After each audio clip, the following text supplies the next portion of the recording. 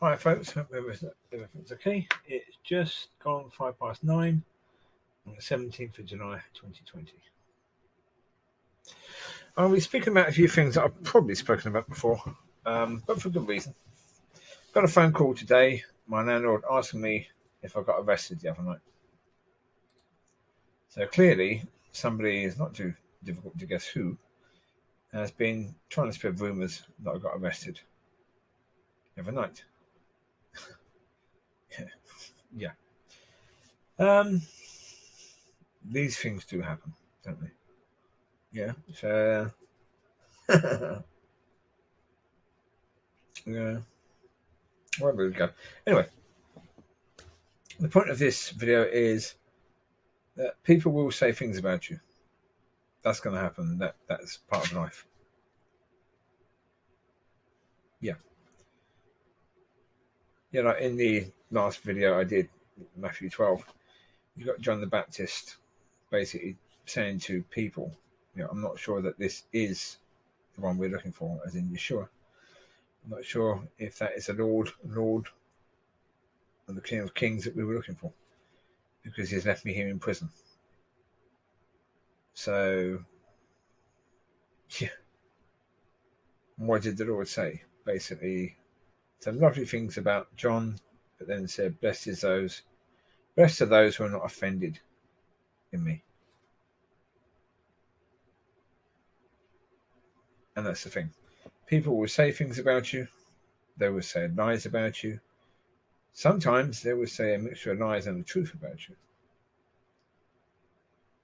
And it's how you respond to that that's the issue, isn't it, really?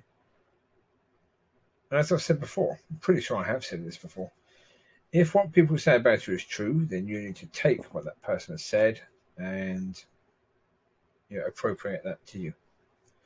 So, yep, okay, what you said is true. Yep, so you weren't necessarily out of order. The way you said it may have been wrong, but what you said is true. So therefore, it's quite possible that you both have something to deal with if what the person said about you is true. If what they said about you is untrue, well then it's not your problem, not in any way, shape or form. It shouldn't be.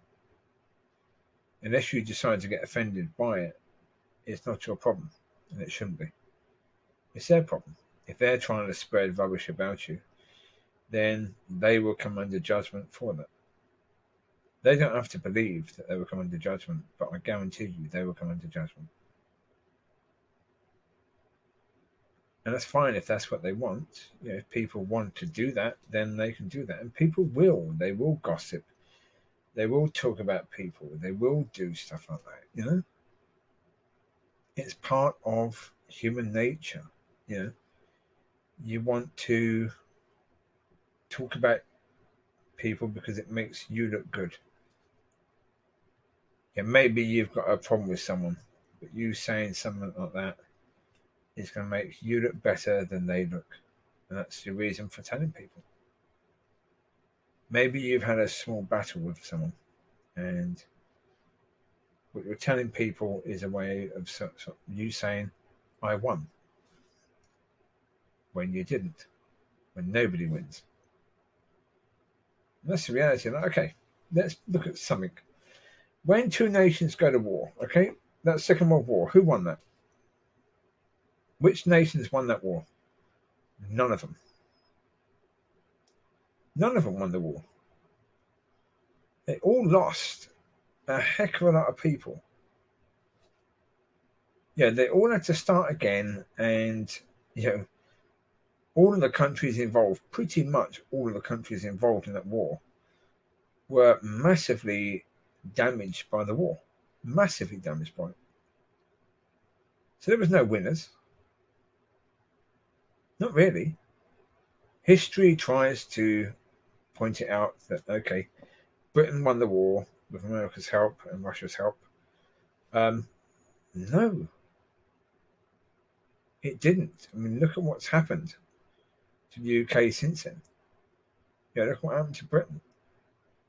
Look at how the family has completely broken down. Look at how the social structure of the country has completely collapsed. since then. It was strong before then, very strong. People went to church. There was accepted roles within society. After the war, everything changed. And then not just did it change a little bit, it changed one heck of a lot. Massive changes. Some good, some bad. Even some of the ones that were good then had bad consequences. Is it fair? Is it good to say that men and women should be seen as equal, to have equal rights, etc., etc.? That you shouldn't just employ someone based upon their gender? Of course. And that if you employ a man or a woman for the same job, should the woman get the same sort of pay? Of course. In biblically, there's nothing wrong with that in any way, shape, or form. But of course, it can have an impact on family. We saw the latchkey kid for the first time come from that, from the man and the woman both seeing that they had the right to go out to work, none of them thinking about the responsibility of their kid. So to war, there were always going to be consequences to that. Always going to be consequences. To every country, there's been massive consequences to war. America had to rebuild its fleet. Pearl Harbor was massively damaged. The relatives of the people that died and the people that saw all of that. And then you've got the soldiers that were involved in the war, what they saw, the ones that died, their relatives. More importantly, the relatives are the ones that went back as well. What they went through as a result. Awful. Japan. Oh. It took Japan a long time to get over that. Now they're looking pretty good. They're doing okay now. But they were bombed with a nuclear bomb. That's going to take a while to recover from that. Spiritually, what impact did that have? Dropping the nuclear bomb. About the people that made the decisions to do that. Where do you think they are now? They're dead, by the way. All those people that did that, they're dead. Where do you think they are now? Do you think they're in heaven? The fact they dropped a nuclear bomb on these people and completely obliterated, town after town after town in the area. Any life within that area impacted. People in surrounding areas having disabilities. Awful. All coming from that war. There's no winners. So from any war, a war you have with someone, there's no winners there.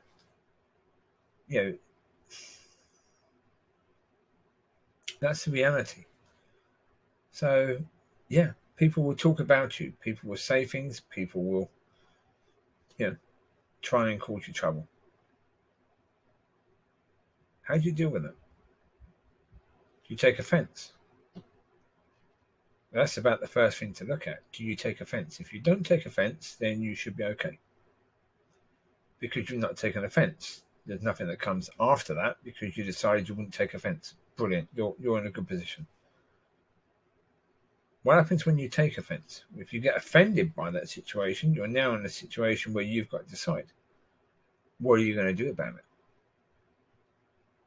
it? Generally speaking, when you get offended by a situation, you do something. You either decide to let it go, or you decide to get your own back somehow. To confront the person. How dare they say this about me? What does it matter? That person has to answer to God for what they did. But actually, now you want to fight the person for what they did. They don't really have to answer to God anymore. Because they've just had to answer to you. So God's like, okay, you wanted that person to suffer. You made him suffer. So, there you go. As I said before, God will only fight for you if you're not trying to fight for you. If you're trying to fight for you, God says, well, it's your fight. You want to fight? Okay. You fight the situation. You do it. This is what you want to do. You go for it. So best thing to do is let it go. Certainly, if they're saying something about you that isn't true, let it go. It doesn't matter. It's untrue. What are you getting offended about? They're saying something you can easily prove is untrue. Easily prove is untrue. It didn't happen. There you go. When my landlady phoned me, my landlord phoned me, I didn't have to say much about it. Except, no, it didn't happen. No. The police officer does this thing where, for mental health assessments, they will always put the person in cuffs initially. Initially, they will always do that because they don't know how the person's going to react. So they would always make sure that, because of course, you're driving down the road, you've got this person in the back who you think, might possibly, really, you may think this person needs a mental health assessment because there's things going on there that isn't good. So you're going to sit them in the back with a fellow officer, uncuffed, right, in a police car that doesn't have the barrier up, and that person can easily get to the driver while you're driving down the road. Easily. So, of course, you put the cuffs on because you don't know. But as soon as we got down, they had to pick something up from the station. When we were sitting in the station, the bloke said, right, I'm going to take the cuffs off now. I know you're not a threat to yourself or to anyone else, so take them off. But as I say, initially, they do that.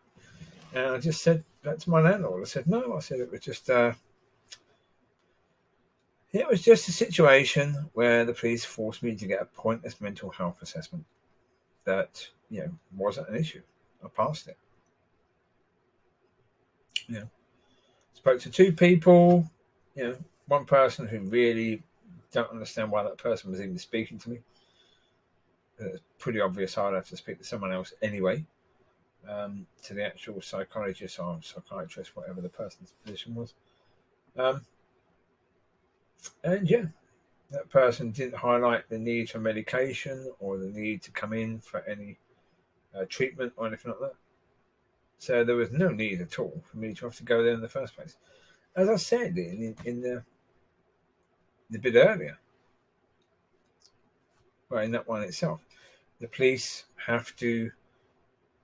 The chap even said to me, we have to have a solution to the situation, because he's got to justify being called out and then what happens to his boss.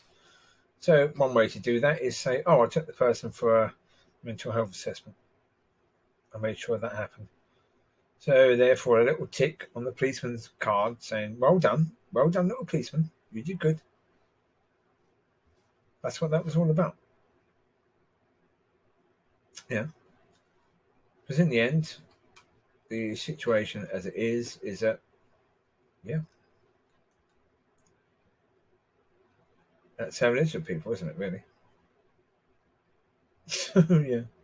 But as I said on that one, the fact I was let out in cuffs would have been, a wonderful thing for the neighbours. They must have been overjoyed with that.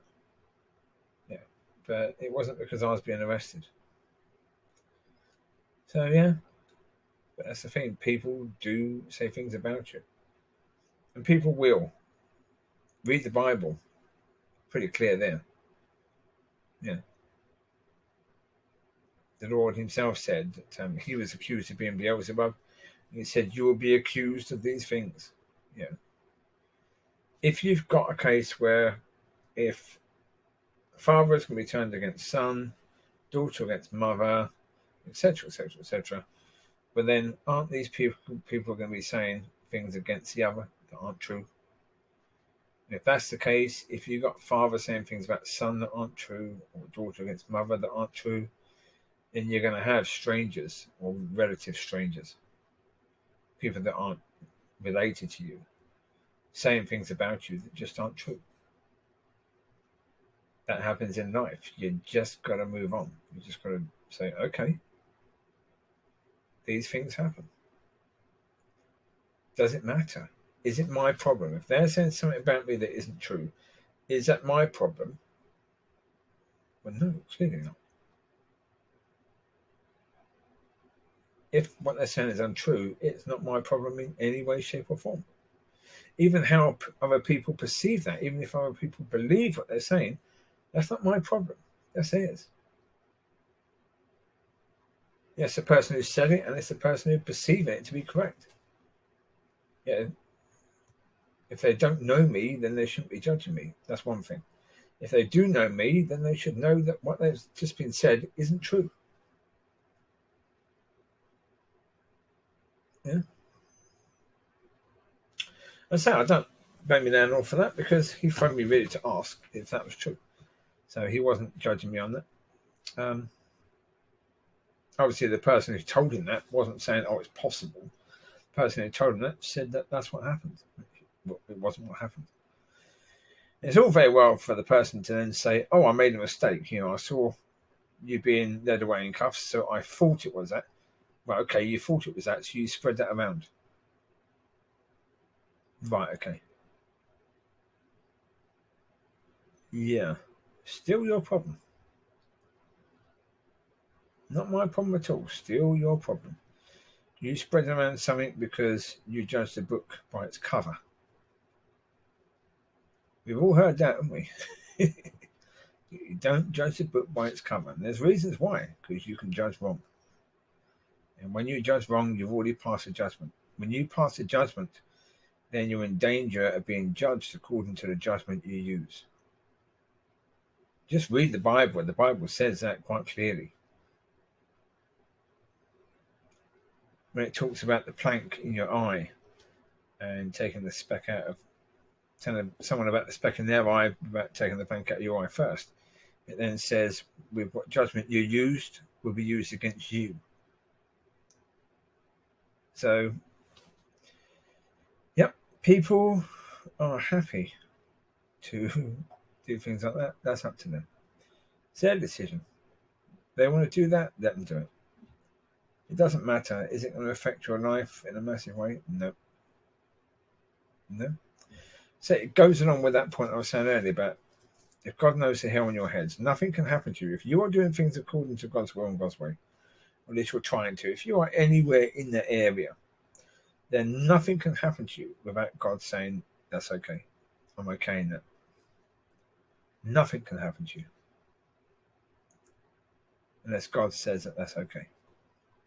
So the police leading me away, it was a pain in the arse. It was bloody annoying. But I got a chance to speak to a police officer about God, about Christianity. Therefore, that was what God wanted.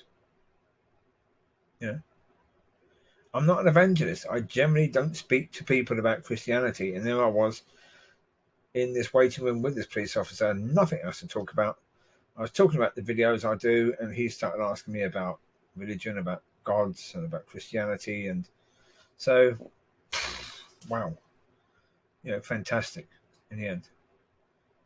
And then I had a walk later, and it was that walk later that God reminded me that, he had taken his presence away from me, and the reason why he'd done that. So, all because of that, really, was all that coming from it, all that wonderful stuff that came from it.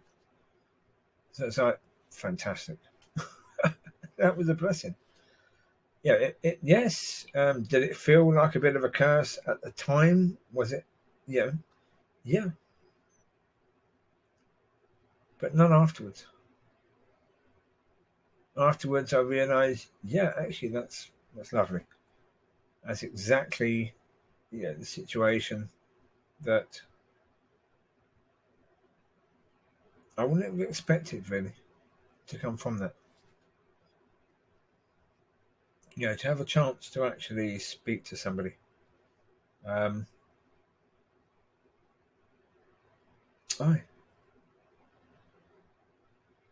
And so, it wasn't what my landlord was told it was, but it was something far, far better, something far, far nicer. Fantastic. It was great. So yeah, things can happen, folks, and things can happen in your life which may seem to be bad, that can end up being really good, really good. And that's what that was, really. That was great. That was good stuff. So yeah, that'll do for now on that one. I felt I should share that because that was some of that. Certainly from this morning, that was something in my head. So I've got to speak about that thing again. Because again, this is a subject that most people are going to experience, is that people will say things about them. And yeah, they need to know that this is something we're all going to go through. We're all going to have this happen. It's how we respond to the situation that matters. Yeah, if you want to make it your problem, then it will become your problem. But it's not your problem. It's not supposed to be. Somebody says something that's true, but then it's partly your problem. But yeah, if the way they said it is wrong, then it's their problem as well. You don't need to be concerned about if someone says something wrong, that is between them and God. If what they said is true, then you need to focus on the truth. That truth. You need to focus on that and say, right, that's true. Other people recognizing that's true. What do I do about that? I need to pray about that and ask God to help me with that. If what they're saying is false, it doesn't matter the way they've said it. Really, that doesn't matter too much. Although, yeah, you can have situations where somebody who loves you as a Christian and someone who's trying to be loving gets something completely wrong, and guarantee as soon as they know the truth, they will be so incredibly apologetic about it. You can end that situation there, but that's going to happen. You're going to have people who love you as a brother or sister say something about you that isn't true, but their motives were absolutely spot on, were good, and you can deal with that situation quite easy. Just tell them what they said was wrong. Yeah, and you'll see someone bowing down to you, begging you to forgive them. Yeah, because they're not going to want to do things to hurt you because they love you. Yeah, that's the reality. But generally speaking, no. If what people say is untrue, don't worry about it. It's not your problem. You take care. God bless, and I will speak to you soon. Bye bye.